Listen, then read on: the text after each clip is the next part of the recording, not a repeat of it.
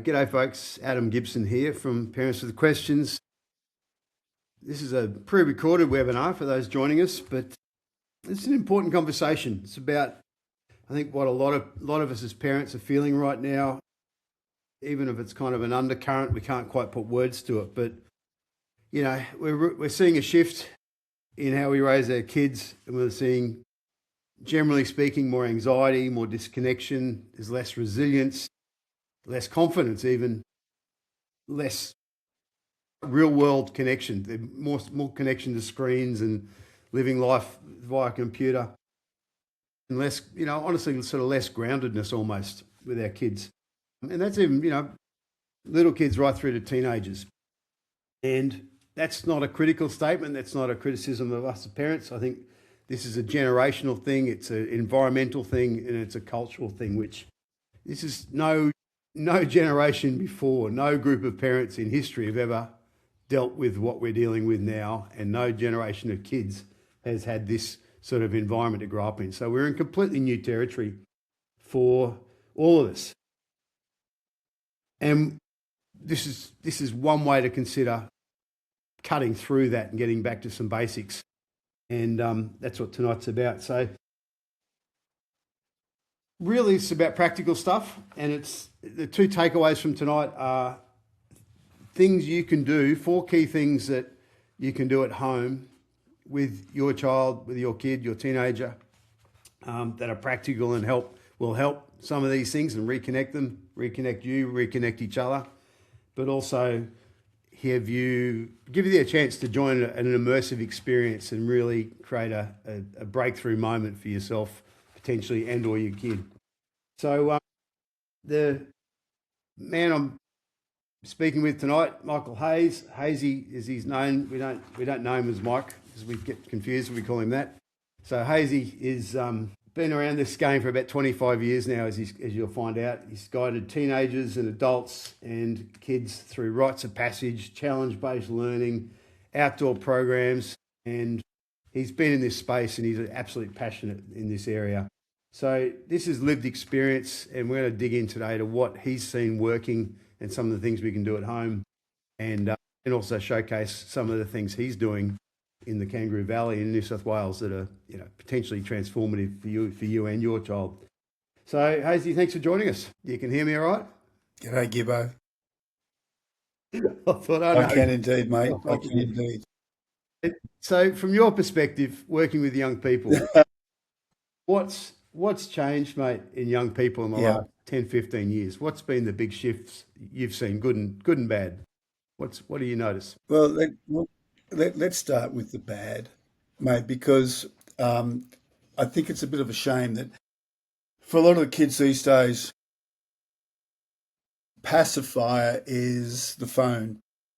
You've got this gadget there that a lot of people will use to pacify instant gratification. Here, take this, or it might be the iPad, or it might be the computer you have in your room, and the disengagement socially with not only their peers but even their mum and dad, I'd say, is the biggest pitfall when it comes to what I've seen in a more recent society of parent-child relationship, but also peer relationship between kids as well, mate. Pacifier, that's an interesting term because it is true. I mean, I see, you can see young parents with little kids in prams with an iPad set up on an iPad carrier, we're getting trained into it pretty early, right? Yeah, we are. And it's a huge part of the problem. And it's a quick fix. I'm not saying it's a learned thing, because kids don't learn to pick up the computer themselves or their iPad or their iPhone and put it in front of them. It's something that we probably rely upon more because there are so many external pressures upon a parent. It's not to say we need to feel guilty about that, but maybe we can adjust what we do. And that's what we're going to talk about today. Gotcha. And look, phone's just an obvious one, but what else, just if you harp on about the bad for a moment, but what other changes are you seeing in the kids that show up at your camps and stuff? Are they fundamentally different in ways to, 20 years ago in certain ways, or are they just simply a bit too immersed in in a device, or does it go deeper? Mate, a classic example is if you were to ask kids, especially of an urban background, where does your milk come from? And they say one of the two major supermarket chains. It comes from there. Wow, that's a bit shocking. If someone like myself who grew up on the land, and I've got older adult children, and what I've had to accept with the young people I have coming on my programs is that the phone is a go-to, regardless. To me, it may have been a shovel, and I'd go digging, rabbiting, or fishing in the river. But for these kids, they it's a go-to. It's something they are born into. It's a gadget they will have permanently. And this is part of a parental adjustment. A little bit easy for me because my kids are a bit older. But in today's society, the phone is an absolute given, which was different to my time. So the kids that arrive in our, let's call it our environment, are often challenged, especially by the fact that they might have to pack their own gear to come along to a particular program.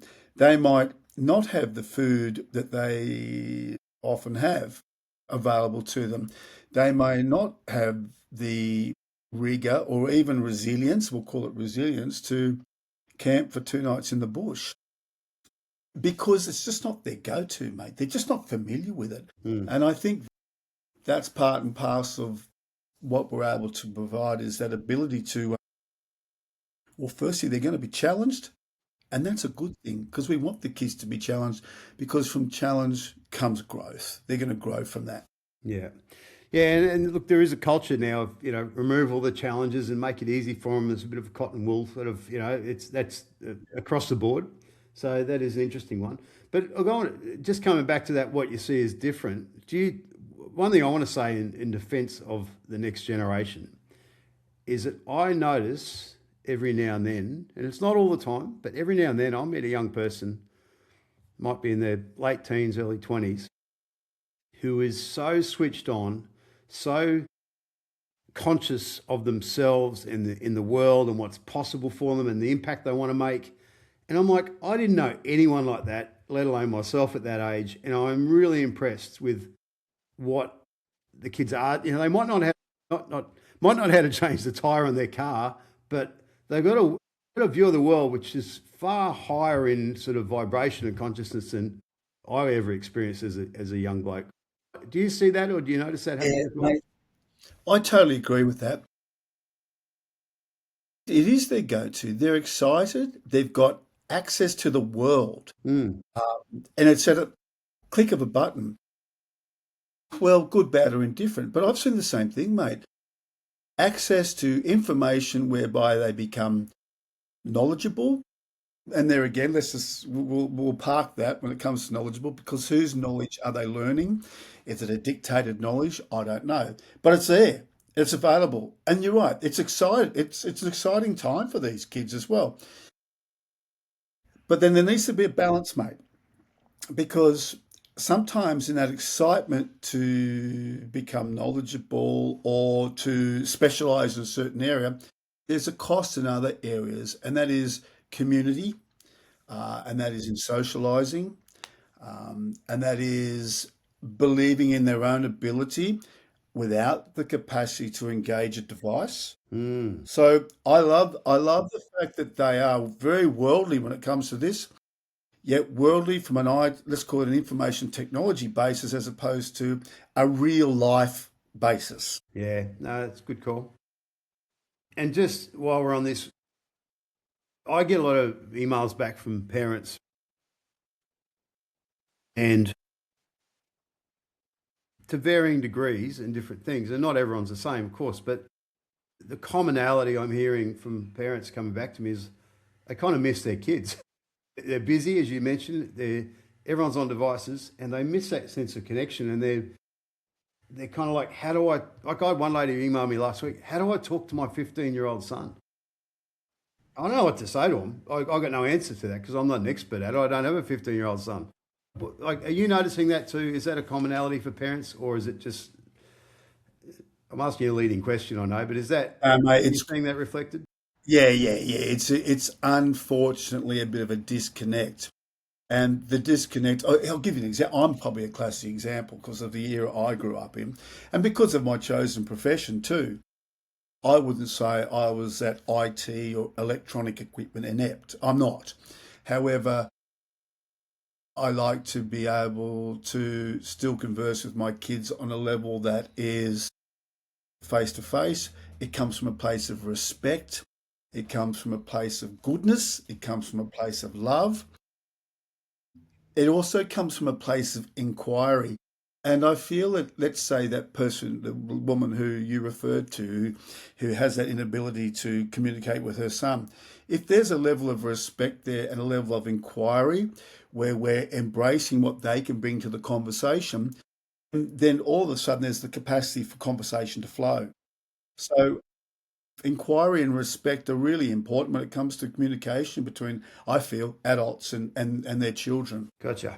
Yeah. All right. Well, mate, we're going to dive into some of your background and what we can do at home. But I think the key point that I walked away with from our conversation on the podcast, which if you have those who haven't seen that, it was a really good one because look, I should just preface this. One of the mission we put out with Parents of Questions, the urgent mission at the time was informed consent before you vaccinate your kid. You know, think twice. That was the urgent thing with the mandate or the rollout for the kids' vaccine mandate. Not a mandate, but you know what I'm saying, the kids' I vaccine do. rollout. Yeah. But the second part, the vision for it, the big picture was we created a generation of kids that are healthier, more conscious, more critical thinking, more courageous, more confident. That's the biggest picture thing that we're always been about. That's what I feel is our job as parents. And I know that's precisely, what I heard you talking about in our Yeah. podcast. Yeah.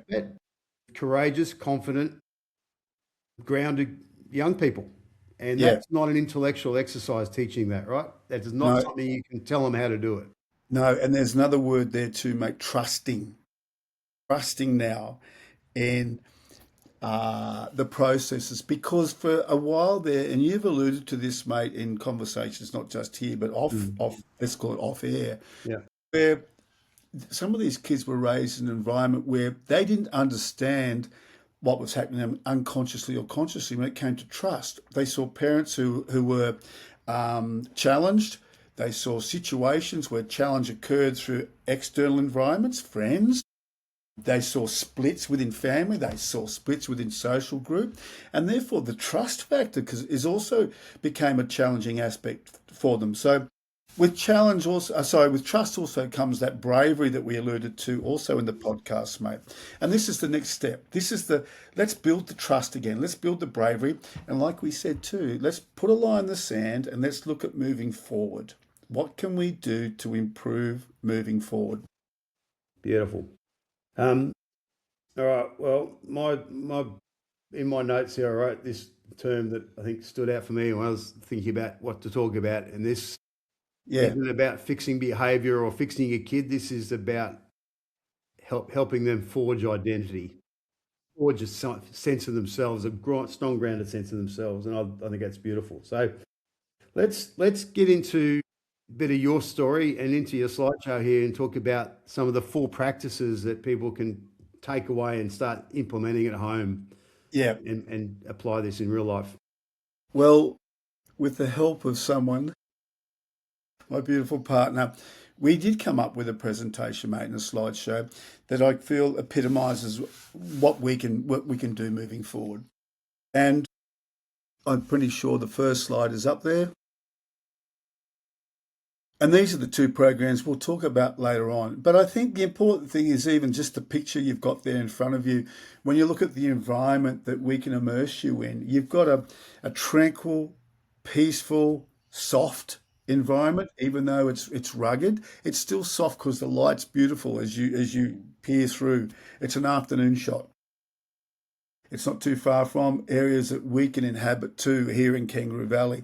So, I mean, it's important to us to set a scene first, and I think that's a great example of the scenes that we're able to especially be part of and immerse ourselves in. We've probably alluded to a lot of this anyhow, supporting young people to become critical thinkers, disconnect from distractions. But I believe that first paragraph you can read, but we have touched on that in our introduction. And mate, I just want to underline something here, because it's one of my favourite topics.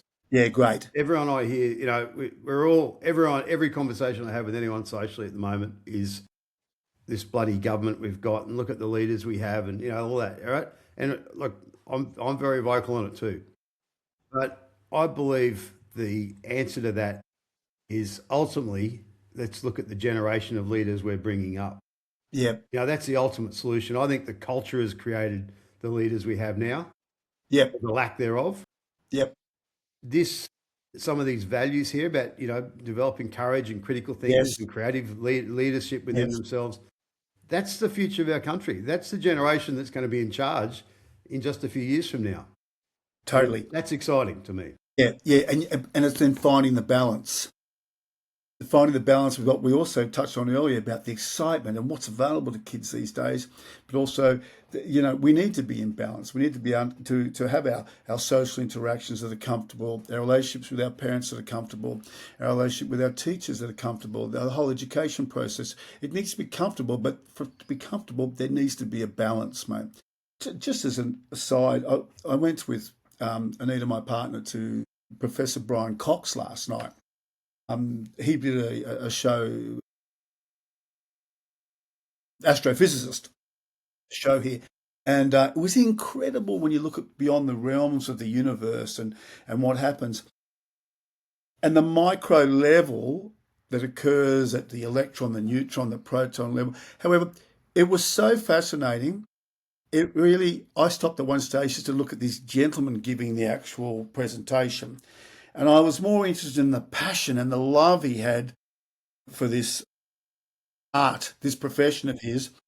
And I had so much respect for that. Now, I've walked on the beach this morning with my dog and with my partner, and I thought, this is incredible. We've had this subjected to this amazing mind, but then we come back to the real world of walking with sand between your toes, the waves washing up on your feet. This connection between the possibilities and the real is what the balance is that I'm talking about, I'm referring to. So we've gone from one extreme to the other, and that's where creative thinking and unbelievable opportunities sit for these kids moving forward. Yeah, love it. All right. Right. It's great. Yeah. So look, our shared vision includes helping you, the parent, reconnect with your child more fully, seeing them step into confidence, independence, and self-belief, giving your child the gift of a rite of passage experience. And I'll come back to rite of passage in a minute, and showing kids the variety of ways to reconnect to their inner authority via stillness and mindfulness, action-based activities, shared reflection, and connected conversation. Let me just talk about a rite of passage quickly. A rite of passage is the opportunity to be able to graduate from childhood into young adulthood.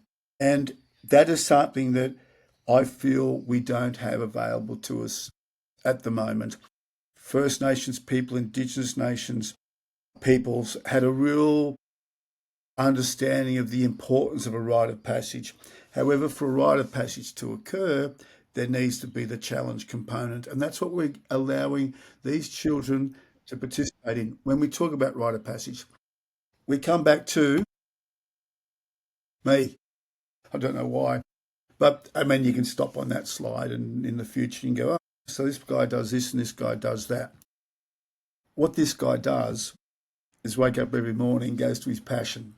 And I think that pretty well sums up that page, your facilitator, Mike Hayes. I wake up and I go to my passion because I believe in it. I absolutely believe in the importance, but also how it resonates with me that we can share. We can share what I've learned, hopefully the wisdom that I've gained in the process of living a full life that won't stop. And the other important thing, Adam, I think, is that as a parent who wants to participate in this particular program, is that there's the ability to grow as a person, number one. to grow, connecting with your child, number 2. And finally, the growth that occurs within community is really, really important, mate. So anyhow, you can always look at that slide later. Let's go to the next one. How it works. So if you were to come to be part of an immersion experience or a rite of passage experience, they're always divided into 3 phases. We have the immersion phase. Now, immersion is where we disengage from device. There are no devices. Immersion is the ability to be able to sit in peace and stillness and be nurtured by Mother Nature. Now, we need you to be in that state because there's no use trying to empower you with activities if you're not present. So the immersion phase is really, really important. These are our foundation pillars, mate. So immersion, and you can see in that first slide, we've got some young people down there at a beautiful place in Kangaroo Valley where very spiritual. This country here is extremely spiritual. It's what I would express as being positively female energy, especially with our First Nations people. So the immersion is such whereby we can actually get you present and be still, which is important to graduate to the next level, which is the empowerment phase. And in that center slide there, that's an activity you will do, we will do, whereby we will lock arms. And this is just one activity. And we will immerse ourselves over a period of about 6 minutes into this stream together where we'll graduate into the water. It may be that we walk into our knee depth, we wait there for 2 minutes. But if you see in that picture too, there's actually cliffs on the other side and we focus. We get everybody to focus on the other side of the river. And it gives you that steeliness and that capacity to breathe. Then we go a little bit further into the water and we get to just above our belly button, just below chest. And that's the time where everyone's going. However, talk through it. We're doing it with our child. We're doing it with our, let's say, in the rite of passage, our cohort. And see how we've locked arms? We're feeling the strength of the person beside you as well. And in the case of the connection experience, that's you and your child. This is the connection. This is vital because they're feeling you do it. They're feeling the strength of you beside them, and you're feeling those little arms interlocked between yours, and they're holding you as well. I've got goosebumps because it's very powerful. And that's an example of the empowerment, along with other activities that include paddling down the river through little rapids, doing a navigation exercise. And the final part there you can see is that you've got that connection phase. Connection is about also collaboration, communication. It's about working together in a group and giving kids the skills to be able to, I have the confidence now to talk to peers in the playground, my teachers. I can address them in a very respectful way because what's happened through connection is I've also become inquisitive. And because I've become empowered to be brave enough to ask an inquiry of somebody, we're starting to foster that idea of community now. Let's share, let's challenge, let's ask, but let's do it from a place of goodness and respect. Love it. Beautiful. Yeah. And I like that idea, linking arms while you do that with your kid. That really resonates as you're saying that because that's especially for and I know I'm saying this as a man when you're with your dad. It's not talking face to face that really works. Sometimes you've got to be focused on something else or doing something together that opens up conversation. I noticed that. I'm sure that's still the same between father and son, particularly. Mate, this is also the vital ingredient that the parents have is that you've got wisdom. You've got the wisdom that needs to be shared. You are the keepers of the stories of the past. And it's a vital link to the past that you are able to share that with your child. And this gives you an opportunity to do that, not just on this program, but it's also one of the 4 takeaways that we'll talk about a little later on too. And an example of this, doing this with your child in the water, is something you can also do as a takeaway. So we'll get to that as well. We've probably touched on both the programs. So we've got the connection experience. The reason we've made it sort of upper primary school, 10, 11 and 12 years of age, is because we would like to think, having experienced the connection experience program, it's giving them a little bit of confidence to take that big step into secondary school. or upper primary where you might be in a year 5, 6 class and you're taking on a leadership role, or you're taking on a role whereby there are changes, even bodily changes that are taking place, especially with girls at that particular age too. So there's an example. You've got the connection experience there, and that's a program that we've run.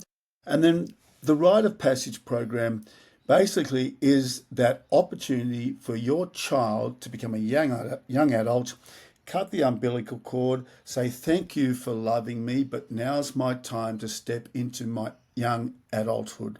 But I appreciate what you've done. And if I can share this with you, that in the rite of passage experience, we get the boys or the girls to find something over the 3 days that really means something to them. And then when they meet their parents at the end, and this could change, it could be a little rock, it could be a bit of driftwood, excuse me, something that really resonates with them, and they give it as a gift to their parent at the end. And they say, I want to give this to you as an expression of my love. It's also an expression of me saying thank you, but I am stepping back now. I'm going to step into my manhood, my young femalehood. So as this is my gift to you, it's my appreciation to you, but now it's my time. And having done it a few times, mate, it's highly emotional. It's a highly emotional time. Yeah. So that's for the let's call it the early secondary years, the 13, 14, and 15-year-olds. And Hayesy, ideally, can I just throw something yeah, at you here, just to point this yeah. out? It's interesting as you're saying this. Sorry, I know I'm No, interrupting you, please, but mate. This is what it's organic. yeah. It's an organic conversation. That I did something like this, a rite of passage experience when I was 30 odd, as a man, and it was a part of a broader personal development program I was doing at the time. In the recognition of, and this was with other bunch of blokes. I wasn't around kids; we were all men, and we did a men's retreat, which was effectively rite of passage, and we did a whole bunch of activities and things. And what really hit me more than anything after doing it, it was very empowering as an adult, but it wasn't welcome. It was kind of like recognizing yourself as a man, and it was a different focus. Obviously, it wasn't like, you're congratulations, now you're 13, you're a boy going to manhood. It was just a recognition of manhood. But what I was getting at clumsily here is what was really clear to me was the lack of it. I had not experienced anything like it at the right age. And I recognized in this kind of tumbling of emotional awareness of how much my life would have been different had I experienced it at the right age. In terms of, because otherwise everything happens by default and on other people's terms, and that the lack of it really left a gap there. And it was only when I did it as an adult I became aware of that. Anyway, I know I'm saying that properly, but it was really a big moment for me to go, wow, we never got initiated as young men, as young adults. Yeah. We were just thrown into it and, go to school each week. And that's kind of your big moment as an adult. It's pretty poor. Yeah, mate, you know what? Thank you for sharing, because that's really important too. And it just also highlights the importance of the wisdom you gained from that particular program that you partook in. And I'd like to allow even the parents who may watch this to reflect upon that point, because this is an opportunity also to allow your child to gain the wisdom early in life that you sort of appreciated at 30 plus. Mm. I think it's a great opportunity to bring them back to an environment where the knowledge can be gained earlier in their ability to be able to be a little more resilient, to be a little more brave, to trust, but also using gut instinct, using, slight bit of wisdom, even on this particular program, they can use later. So I'm glad you shared. Yeah, These kids for me, it was what I took away from it. It's like I realised how many better decisions I would have made, how many dead ends I wouldn't have chased, or the wrong kind of girls I wouldn't have chased, or the wrong kind of people I hung around with, or intimidated by certain situations. And I go, man, I wouldn't have been that way had I had this earlier. There was a sense of a real awareness that, you know, I could have been more effective in life, more happier, more effective, earlier and quicker, and not have to go and figure it out in my 30s and 40s. That was my And I belief. think it also highlights, mate, that second phase of the program, one of our foundation pillars, empowerment. Empower your children to be able to make brave decisions. And the brave decisions aren't always the popular ones, mate. You know, it's the one where oh no, I'll follow my peers because it's easier. I might be distracted, I might be misled, but I'll do it because it's easier. Well, if you've been given an opportunity to be challenged and you rise to the opportunity, not that it has to be always successful, but if you're brave enough to say, you know what, that doesn't sit well with me, I'm not going to do it. That's not the right choice. It might not be the popular one, but that's the one I'm choosing. Mate, that's bravery. That's trusting. In an age where everyone wants to vaccinate you and put everything in your body and tell you how to run your medical life and everything else, as a young adult, that is probably the most important thing. You know, that in honesty, that is a fundamental skill that every kid needs. They need to understand themselves and know how to say no and choose their own path. That is just, in some cases, almost life or death, you know? Yeah. Intuition. Go with your gut. Believe in your gut. Look, I'm tapping on the desk here. Believe in your gut and go with that, because this is what's going to be your greatest compass moving forward. And if we can enhance that, where you can make those brave decisions, go, hang on, this doesn't sit well with me, I'm going to question it. Well, that's what we want in our leaders. We want bravery in our leaders, our future leaders. This is an opportunity, I think, to do that. Beautiful. All right, keep us Let's go to the next rolling. slide. I'm watching the clock and we're going to go over time. Yeah. No, we don't want to. Look, there's just an example of some of the unbelievable native fauna that we have in Kangaroo Valley. The platypus is our business logo. I was blessed with Sir David Attenborough stayed with me for 2 weeks in Kangaroo Valley back in 2001 when the BBC did The Life of Mammals. We've adopted, we're sort of amateur researchers, and there's a fantastic opportunity to see platypus also in Kangaroo Valley. But there's another example of a few more other fauna species that we've got in Kangaroo Valley. These are more examples of activities that can take place to give mums and dads go, oh, I wonder what we will be doing. Well, here's a couple of answers to those queries, from kayaking, abseiling.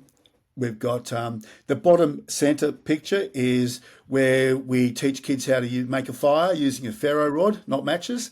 And we tell them how to build up the tinder. We tell them how to build, even on wet ground, a foundation whereby we get the tinder off the ground, we keep it dry. We might even get the tinder from an inner side of the bark. In this case here, we're using a bit of stringy bark. And we teach the kids how to use a flint or a ferro rod. And you've got kids jumping off rocks there. That in itself is a great picture, that top right.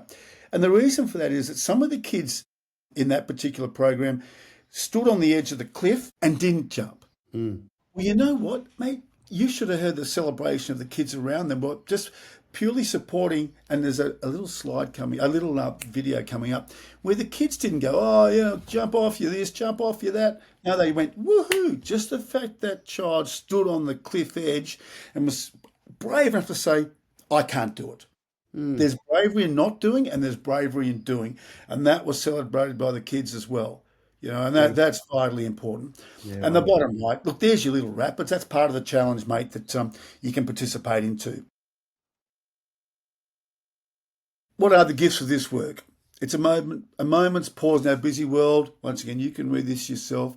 A greater connection to oneself, to one another, and to our natural environment. Good old Mother Nature, creating the unbelievable playground with which we are able to use and we're very grateful for.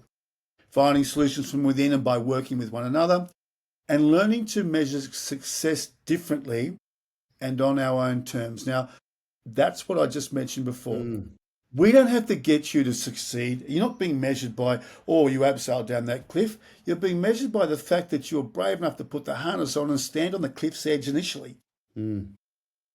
Measures of success. It doesn't have to be measured in a quantifiable, you got 10 out of 10. No, it's the fact that, guess what, you got to 5 and you said, I can't do 6, 7 or 8. Doesn't matter. There was the small successes. We got you in the harness to start with. We got you to stand at the cliff's edge to start with. As part of the process. So they're small measures. Almost the opposite. That's the opposite of school, isn't it? It is. It's like they measure success by one measure only for everything. Yeah, yeah, that's right. Look, a couple of nice little testimonials that people have put in. You can read those for yourselves. But I think the most important testimonial to myself is when I see kids at the end come out with a big smile on their face and they shake your hand and they say, and everyone refers to me as Hazy, go, thanks, Hazy, thanks, Hazy, thanks, Hazy. That was incredible. It meant the world to me.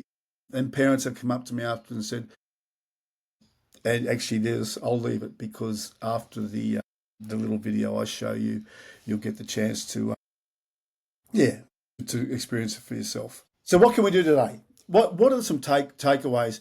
And I think, mate, this is really really important. Tactile connection with nature. This is what you can do at home. And you know, if you were to go to a tree outside in your backyard or to a park, and you were to put your hand on that tree and you felt it, close your eyes, feel the tree, then get your child to put their hand on top of your hand, feeling your dynamic, and then you reversing the role. Let them touch the tree first, feel it, close the eyes, ask questions. How does it feel? Is it smooth? Is it rough? Does it tickle? You know, it might be a bit of stringy bark that tickles the inside of your palm. All right? Then put your hand over theirs. And that dynamic that takes place where they're feeling you as the comfort as they touch the tree, it's an amazing connection with you and your child and with nature. It could be a sandstone rock. It could be some grass, you know. It doesn't matter what it is, but make it a connection with nature where you're sharing the experience. Remember the days we used to lie in the backyard or on the trampoline and you'd look up and you'd be looking for images in the clouds. There's a rabbit, there's a unicorn, you know, there's an elephant. Hmm. It's a lost art. We don't do it these days, you know. I think it's great. Just imagine you've got a trampoline in your backyard and you lie there with your 10, 11, 12-year-old child and you look up and they see their mum or their dad adopting. What are you doing on the trampoline for a start? I'm going to lie with you. Really? Yeah, come on, let's lie on the trampoline. Let's look up. Let's look at the clouds. Wow. Hmm. Such, once again, a positive experience. And yeah, something so simple yet so powerful. It is a lost art. You're right. I just remember doing that so much as a kid because we didn't have phones and all the other stuff, to divert you. And it's almost, and yeah, these are just bringing back childhood memories as you're saying these. But yeah, what a great simple thing to come back to. Yeah, yeah. And mate, there was always a rabbit there somewhere. Yeah. There's a rabbit there. Yeah, that's right. Um, Yeah, I love it. the third one is why not engage in a practical experience? Because we do this as part of that connection phase at the end. You can do it at home. Why don't you go to Kmart and buy a jigsaw puzzle for ages 3 to 5 and put a sock on, a blindfold on, we use rugby socks, put them around your face, and you be the eyes for your child. Then reverse the roles. It could be some blocks, it could be anything, but it could be you draw a picture and you're describing the picture with them with a blindfold on, and you both giggle and laugh about the picture that you drew blindfolded. But you are the eyes for your child and vice versa. You've got to reverse the roles because they want to see you being clumsy as well. All right. Hmm. And to make it even more fun, put a clock on it, put a timer on it, see how long it takes them to do the jigsaw puzzle and vice versa. So it's a little activity you can do that, once again, it's a connection activity. And that's what the program's all about. It's connecting. I'll And give you, the I'll give you fourth, another little version of that we saw. I good. saw this yesterday because I've got to say it's fresh in my mind. But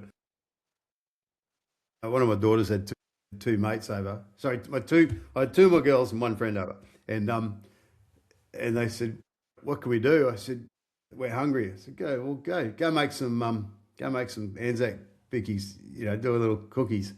And they said, "Oh, that's boring." I said, "Well, do it as a challenge. Let's do a deaf, dumb, and blind challenge." So one of them had to be earphones on, couldn't hear. One of them couldn't speak, and the other couldn't see. And three of them had to direct each other to make cookies and put them in the oven. And it was hilarious. It was great fun. And so again, that's Well, reconnect. that leads, mate, well done, because that leads us to the fourth one. Hmm. Celebrating your own little wins. Why? When was the last time you made a cake with your child? Mm. And you get them to celebrate, hey, how about you mix the dough, right? Or you mix the icing, and we start from scratch. And it might not work, it doesn't matter. But hey, the cake was good, the icing was not good. But you did it together. And it's celebrating those little opportunities in the process of making the cake.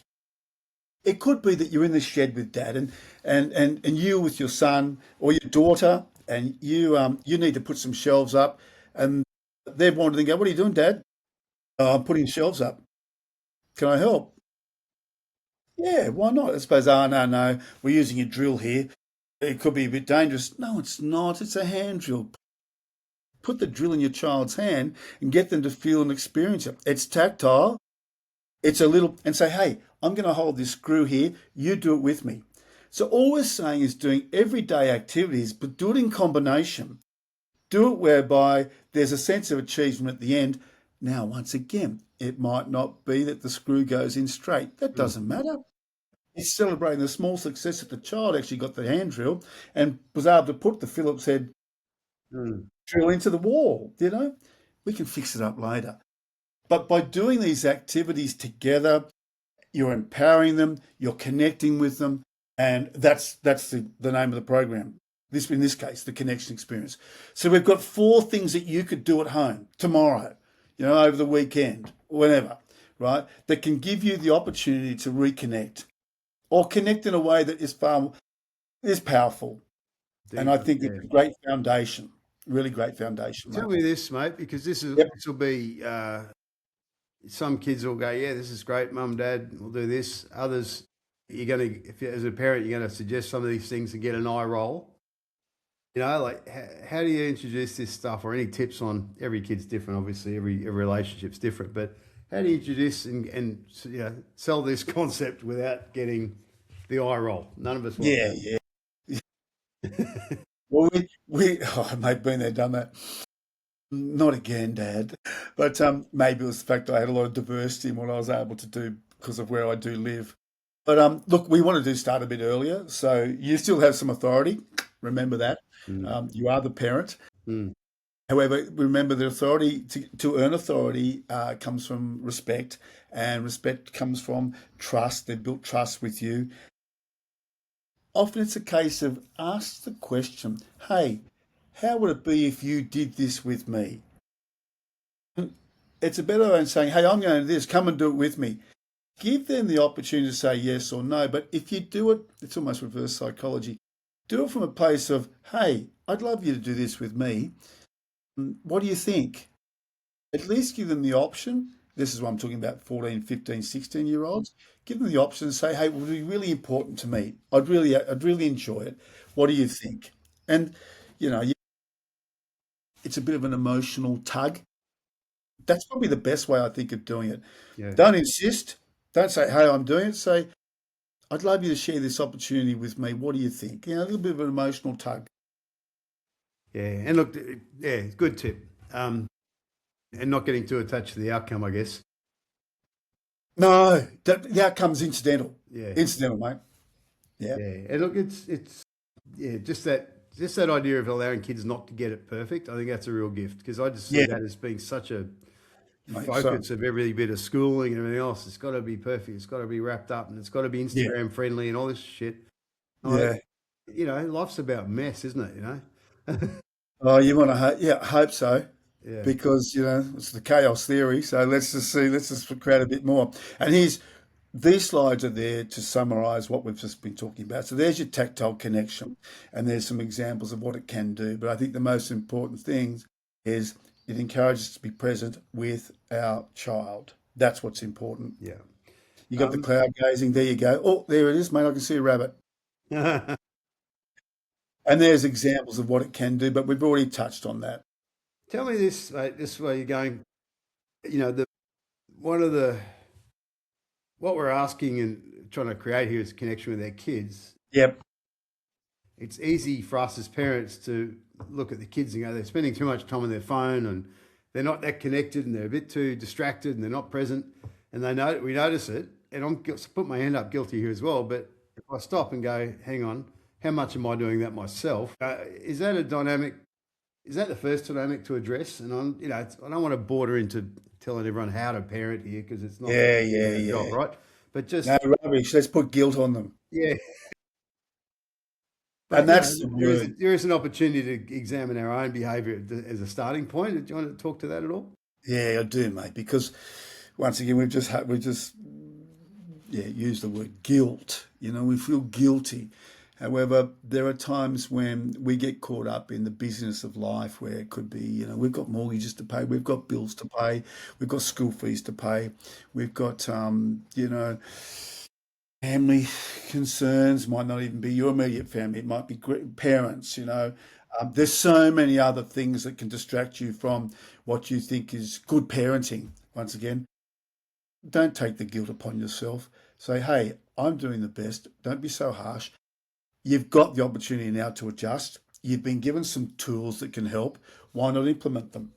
I think that's probably a good starting point. Yes, we do get preoccupied because we too can take advantage of the instant gratification that comes with handing an iPad. And mate, I've seen it before, and I'm not an urban person, but I've seen prams with kids who are only 3 years old with this iPad in their hands, just to keep them occupied while you're going along the aisle shopping. I took a bunch of guys years ago down a rapid, the Man River, Northern New South Wales, Yeah, and it's remote rapids, right? And we went on this. It was a men's retreat. It was like a business retreat for my business coaching clients at the time who were men. And I said, look, we're going on this river. It's 3 or 4 days. It's in the bush. There's no phones. There's no connection. Literally no other way out. We're going to get out through this river. yeah. Sounds like heaven to me. Except they try to ask them not to take their phones with them. It was like I'd asked them to remove a leg. It was the biggest. Like they really were. Someone literally shaking and panicking about not being connected for 3 days. And one of them in the end snuck his iPad in anyway, and his canoe went over on the first rapid, and he and he broke his iPad. But it was just interesting how literally connected we are as well, and how hard it is to give it up. I so relate, mate. I've seen it, and not, as I said, not coming from the city. And not even born in the city. I was raised on the land, and that. I hop on a train, and you see it, the preoccupation with phones. No one engages these days, and they've got the AirPods that they put in their ears, and that's an excuse for them not to engage. You sit in the aeroplane, and people put these AirPods in their ears, and you're not going to have a conversation with them even though they're sitting right beside you, because they've already chosen not to, purely by an action. AirPods in. It's a little bit disappointing walking into a lift, and maybe I'm a bit naughty, but I often walk into a lift and I'll deliberately face the back and everyone's facing the front and engage and look at them, and to see the eyes look at you, then look Yeah. down. When you engage, we were walking, and I thought it was lovely. I was walking with Anita to Professor Cox's emergence, and the smile when we were walking to get some dinner before, and we're walking against the flow of people, just by engaging them and looking at them and smiling, getting the smiles back. It's great. We're being distracted, but getting back to what you can do and realizing the importance of what you do collectively with your child is, I think, the start of you also realizing, hey, I am embracing the phone too much. I need to put it away. And some people already have the practice of, okay, no phones after a certain time, including we as adults. We turn them off. Yeah, absolutely. And look, we could talk all night about the benefits of that, but we don't want to be distracted. Back to the pictures, what you can probably Yeah. see here now is an example of what we do when we, in our rite of passage, where we get the kids to participate in this micro activity. And there's one child there ready to go. They have 30 seconds, they have a crack, and they're getting the communication taking place. Now, it's interesting here because there are 3 or 4 kids giving the instructions. And that in itself is this white noise where, left, right. And they might be facing in the opposite direction where their left is their right. But then we stop and we go back and we say, hey, what's working, what's not working?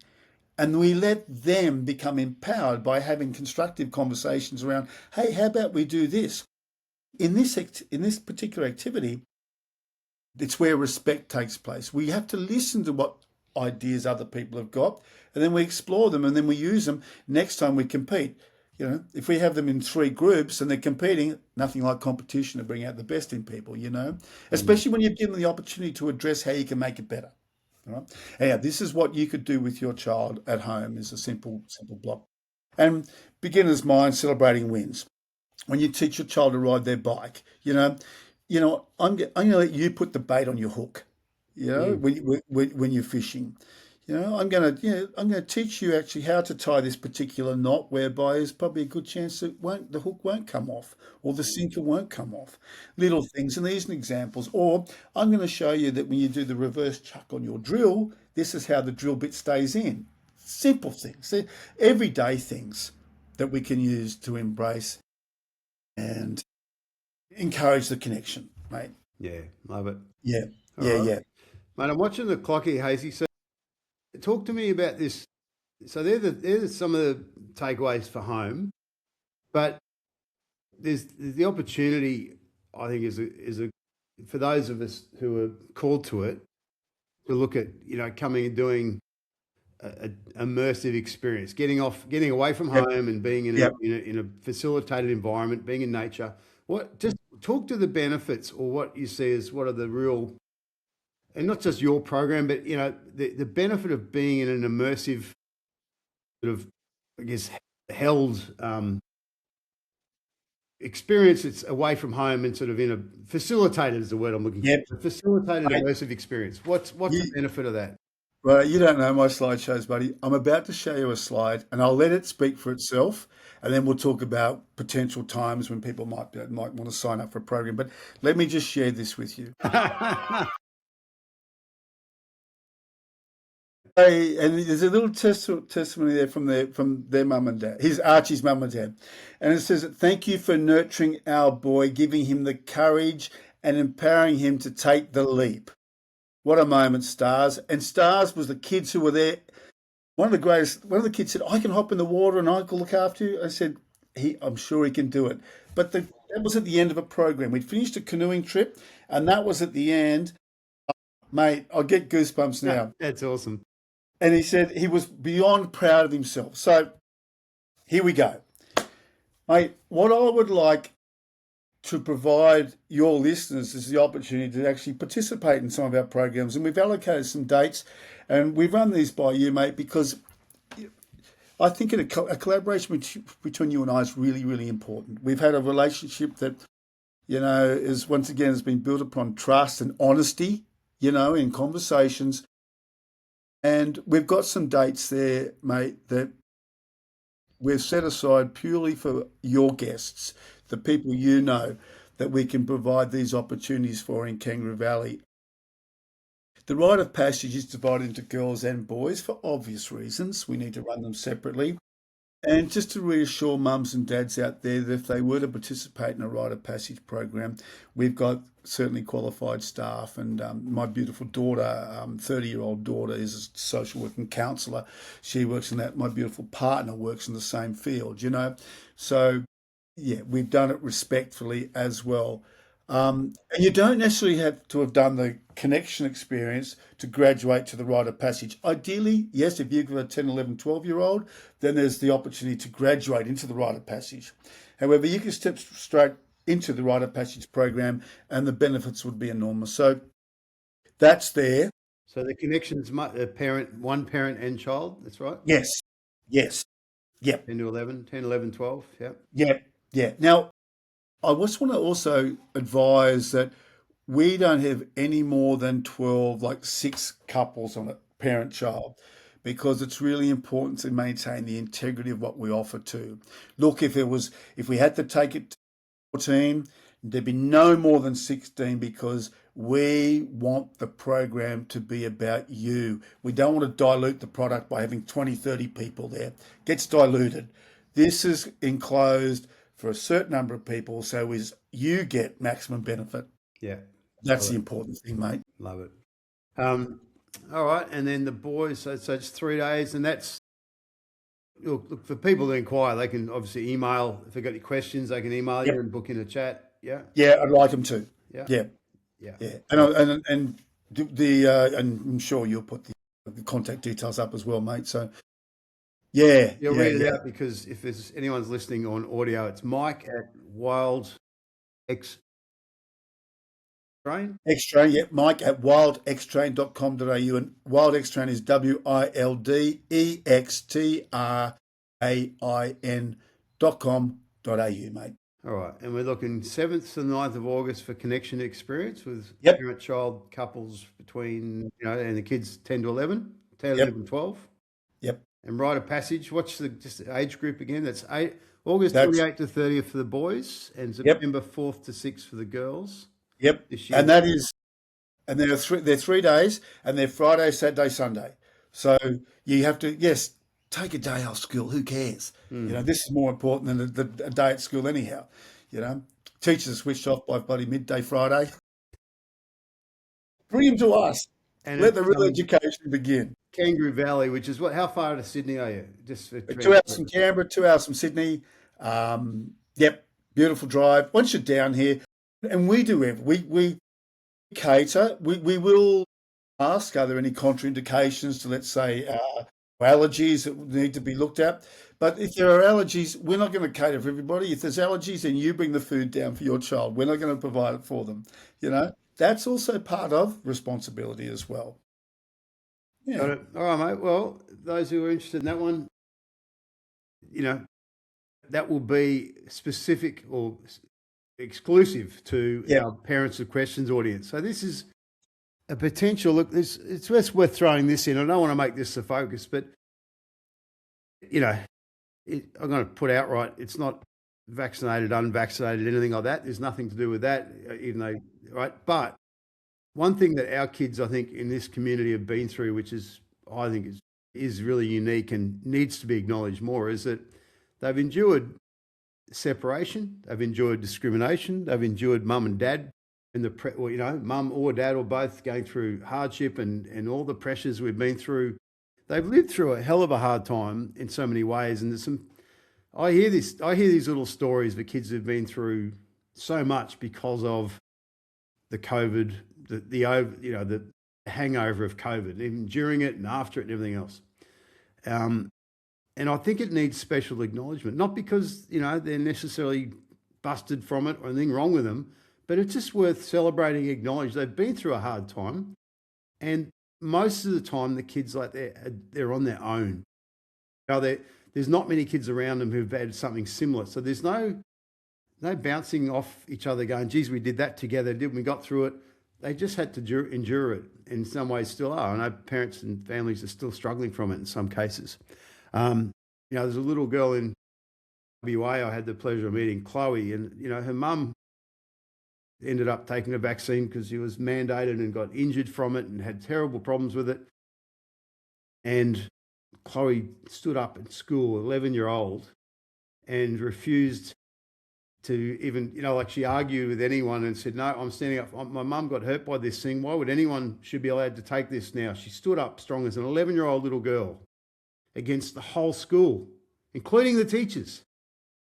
And I'm like, man, that is character, And I reckon those kids need to be celebrated and given. This is arguably a place for stories to be shared, a bit of connection to happen on that front, not to make them separate or different, but just to acknowledge and share some stories. That little girl's on her own still, hasn't got anyone to talk about that experience with. Bravery. Oh, it's huge. Incredible bravery, mate. Yep. Yep. So yep. this is our Parents with Questions. Yep. This is for our kids. And just quickly, we've drawn the line in the sand. Let's move forward and let's empower these young people. Absolutely. Let's empower them. They're our future, mate. God knows we need some new leaders in this country. Let's get them up there quicker. That's another whole story. Well, here's where they are. The leaders of tomorrow are sitting around your dinner table tonight. So let's totally. make sure what happens. Totally, buddy. Love your work, Hazy. This has been really good fun. And we're right on the 1 hour mark. So that's great timing. I'll share Terrific. as a thing. folks, if you are watching and you want to talk to Mike Hazy directly, or ask questions or check on whether it's suitable for your kid, talk about the pricing, dates, travel arrangements, all that stuff, please give him a call or email, I should say, and book in some time to chat. Very approachable guy, obviously, as you just found out. And rugby head. make your own mind up from there. But Thanks, mate. bye, buddy. Talk soon. Much appreciated. See you, pal. Bye.